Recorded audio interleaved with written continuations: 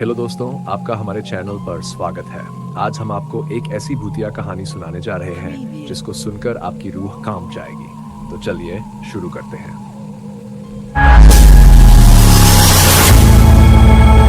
एक रात की बात है जब अमित अपने दोस्तों के साथ जंगल के पास एक गांव में पिकनिक मनाने गया था।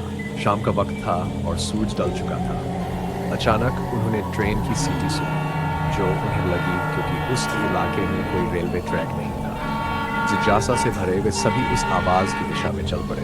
कुछ ही दूर जाने पर उन्होंने पुराने समय की एक ट्रेन देखी जो धीमी गति से चल रही थी। ट्रेन पूरी तरह से धुएं से ढकी हुई थी और उसमें से एक डरावनी चमक निकल रही थी। अमित ने गौर किया कि ट्रेन पर कोई यात्री नहीं थे, केवल खाली डिब्बे थे जो झूल रहे थे। उनके दोस्तों ने डर के मारे वापसी का सुझाव दिया, लेकिन अमित ने आगे बढ़ने का फैसला किया। जैसे ही उन्होंने ट्रेन के पास जाने की कोशिश की, ट्रेन अचानक रुक गई। अमित ने देखा कि ट्रेन के अंदर कुछ साए चल रहे थे। हिम्मत जुटाकर वे ट्रेन के अंदर गए। ट्रेन के अंदर का नजारा और भी भयानक था। दीवारों पर खून के धब्बे थे और हर कोने से अजीब सी आवाजें आ रही थी। अचानक ट्रेन ने जोर से सीटी मारी और चलने लगी। अमित और उसके दोस्त ट्रेन के अंदर फंस चुके थे। वे घबराए हुए इधर उधर भागने लगे, लेकिन ट्रेन का कोई अंत नजर नहीं आ रहा था।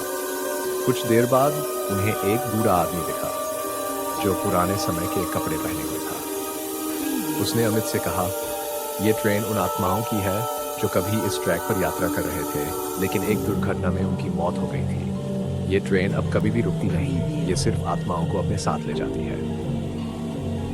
अमित और उसके दोस्त भयभीत थे। उन्होंने बूढ़े आदमी से पूछा, हम इस ट्रेन से कैसे बाहर निकल सकते हैं? बूढ़े आदमी ने बताया, केवल सूरज की पहली किरण ही तुम्हें इस ट्रेन से आजाद कर सकती है। उन्होंने किसी तरह रात भर खुद को बचाए रखा और जैसे ही सुबह हुई, ट्रेन अचानक गायब हो गई। वे खुद को एक सुनसान रेलवे ट्रैक पर पाए। अमित और उसके दोस्त किसी तरह घर लौटे, लेकिन उस रात के बाद से वे सभी एक अजीब सी बेचैनी महसूस करने लगे। उन्होंने फिर कभी उस गांव की ओर रुख नहीं किया।